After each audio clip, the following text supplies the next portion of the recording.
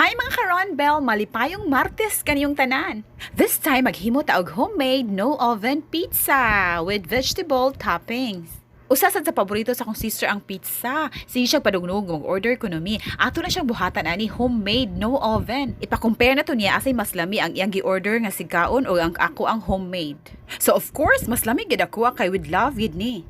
40 ra to nagasto ani. Easy to prepare ni siya, dali ang maghimo og dough ani. Isagulo nimo ang 2.5 cups sa flour. Yasagulan og 3/4 tablespoon nga yeast, 2 tablespoons nga sugar, 1/2 teaspoon salt, 2 tablespoons nga oil, ug usa og tunga ka tasa nga tubig.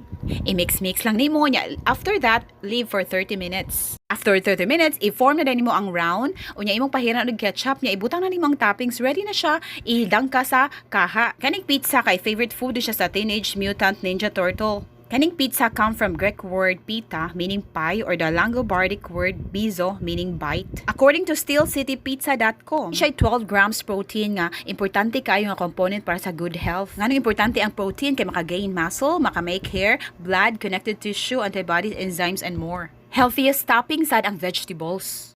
Happy na mong lunch, among homemade no-oven pizza. Happy lunch everyone! Mokin na Ronbel Gums!